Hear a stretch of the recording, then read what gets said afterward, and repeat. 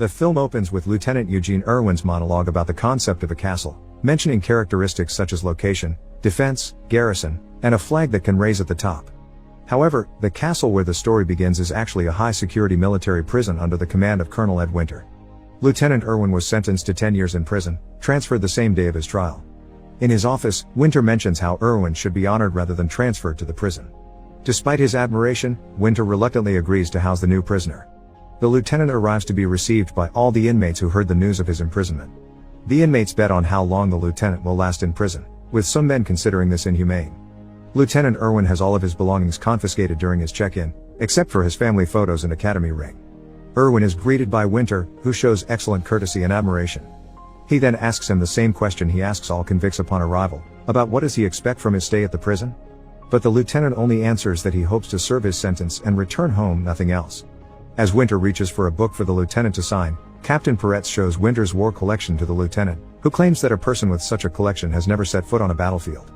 Hearing this from a distance, Winter is discouraged and puts the book aside, so is his admiration. In the cells, Irwin witnesses the inmates' bedtime, agitated and rowdy, receiving insults and threats from many of the cells. The next day there's a brawl in the basketball area, where an inmate confronts Thumper, a large-built man. As soon as they begin to fight, inmate Sam Yates begins his job as a bookie among the prisoners to decide who wins. Irwin watches curiously as all forms of security seem not to care about the fight between the prisoners, but just as Thumper gets a helping hand in the fight, Winter sounds the alarm, causing everyone to take cover by lying on the floor. The only one standing is Thumper, who is shot from a distance by one of the guards.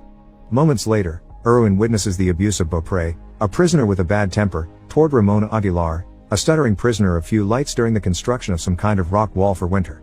At lunchtime, Irwin meets Dr. Lee Barnard, an old doctor who served under him in the Gulf and is there for possession of hashish. There Thumper appears, revealing that the bullet that hit him was made of rubber. Thumper's former opponent appears, claiming their fight was Winter's manipulation by only giving them a basketball that day. They tell Irwin that those kinds of events are not new, as they are actually common and have caused havoc, serious injuries, and deaths among the inmates. Far from helping, Irwin tells them that that place is not so different from a war zone, and all he hopes for is to serve his sentence in peace. In his cell, Irwin is visited by Yates, who introduces himself as a former officer, a helicopter pilot whose father fought with Irwin in Hanoi. After that, Irwin is late for his visiting hours, where he is visited by his daughter Rosalie. The two have a raw conversation, where she brings Irwin's absence as a father during her youth and that he shouldn't expect her to forgive everything so quickly. Still, she wishes him well, and they agree to write to each other.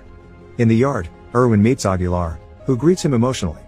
Irwin asks him why he is there, and Aguilar confesses that he was a former Marine corporal, but he must now remain there because of a bad mistake he made.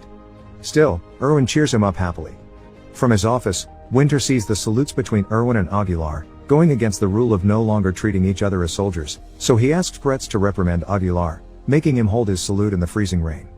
This angers Irwin, who tells Aguilar that he shouldn't keep doing it and that he can lower his hand. This draws the attention of Peretz, who forces Aguilar to keep his hand raised. At the confrontation, several guards beat Irwin, leaving him on the floor. After a brief conversation with Winter, it is decided to punish Irwin for interfering with Peretz in the reprimand, so the next day Irwin is sent to haul rocks under the sun. The convicts place their bets with Yates, and Barnard tries to help Irwin the best he can, telling him he can at least take off his shirt. In doing so, Irwin reveals a series of scars on his back. Some of them are marks from electric shocks due tortures, a consequence of his war days. Hours pass, and Irwin is still at work, with the convicts encouraging him.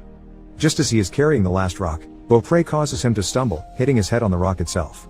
Still, he manages to complete his task, but Peretz says that he has to restack the pile of rocks again. When the outside time is over, Irwin is moved to solitary confinement. There he's visited by Winter, who claims that the punishment was to teach the inmates a lesson. He also says that whenever he has doubts, just looking at the inmates' records is enough to remind him why those men are there. Upon returning to his cell, all the inmates greet Irwin by ringing their cells as a sign of respect. Yates appears in the cell, giving Irwin a haul of cigarettes he won on a bet thanks to Aguilar, who bet on Irwin's behalf.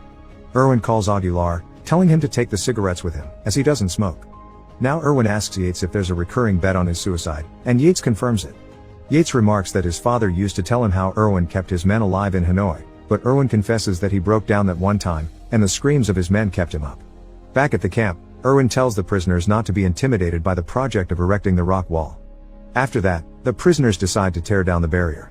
When Winter asks who knocked down the wall, a guard tells him that the prisoners were motivated by Irwin in doing it.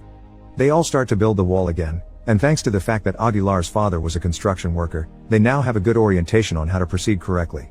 The project progresses, creating a better wall than the previous one with 18 layers in just 1 week, having all the prisoners working together, seeing Irwin as a leader figure.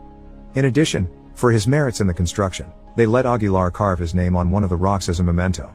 Winter understands that this new camaraderie among the prisoners is a strategy by Irwin to build an army, even creating a code among prisoners to refer to other soldiers under cover titles and thus go unnoticed.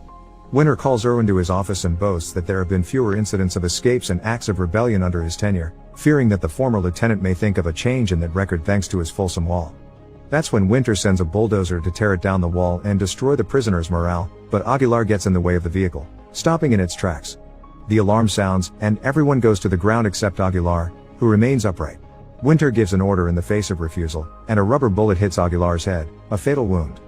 In a rage, Irwin appoints former Sergeant Major Delvo to order the prisoners to line up, treating them like soldiers. They all do as requested to hear Irwin's parting words to the late Aguilar. Winter interrupts them with an early alarm to eat, and they all break ranks with a military-like salute gesture.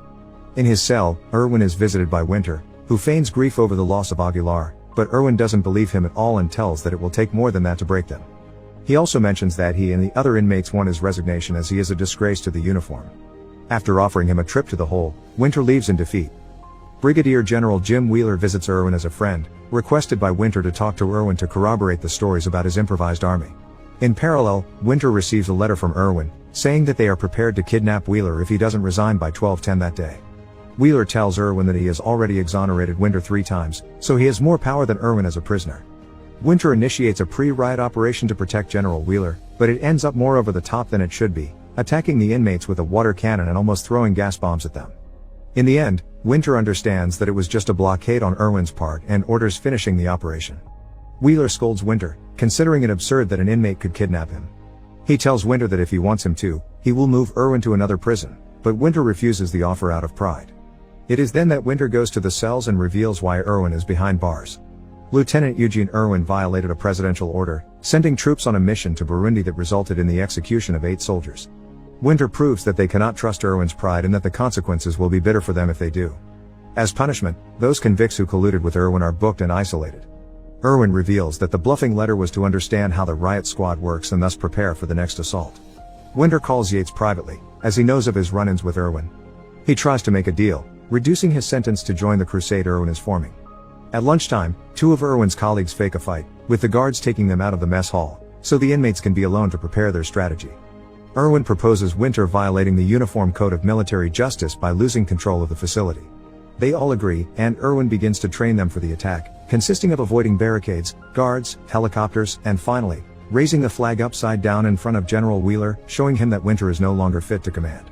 After this, Irwin decides to talk to Yates, revealing that he already knows about his deal with Winter. He accuses him of not being a true soldier like his father and questions whether his betrayal is worth it. Yates visits Winter immediately, telling him that he won't survive in prison for long since they know he's the snitch. Winter denies Yates' request but promises to isolate him from the others for protection. One of the inmates bursts into the conversation, calling Yates a rat.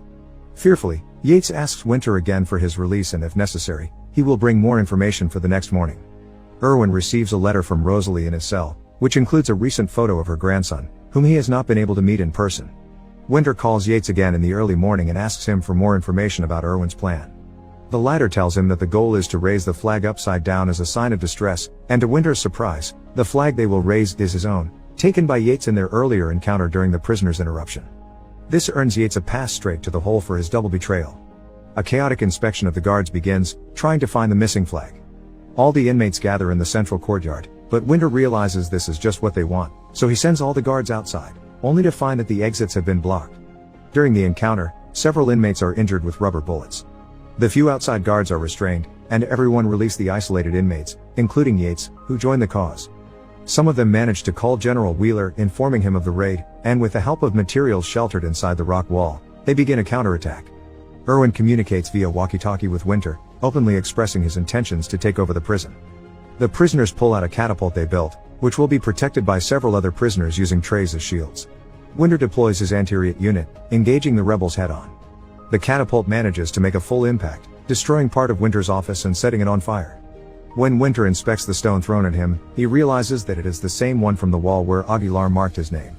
As the water cannon arrives, Beaupre decides to engage the guards on the run, but the inmates manage to cut off the vehicle's water supply, leaving the way open to fight the guards. Winter receives a call from General Wheeler announcing their arrival, and decides to call in the reinforcement helicopter. With the help of the now acquired anti-riot vehicle, the inmates turn the water supply back on and manage to press the helicopter so that Yates manages to get on it and fly it. However, the chain breaks, and Yates dangles from the helicopter.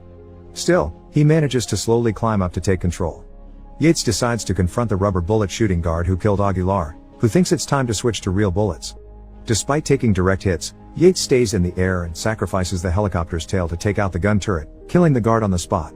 This act causes Yates to lose control and ends with the aircraft impacting the ground and rolling with him still inside. Irwin runs to save Yates just in time before the helicopter explodes. The battle concludes, and the inmates line up in military ranks to greet an angry Winter. He has them surrounded by shooters and orders the inmates to get down on the ground or else they will open fire. No one listens until Irwin orders them to do so, all except Irwin himself, who refuses Winter's request to give him his flag. Instead, he marches to raise it upside down.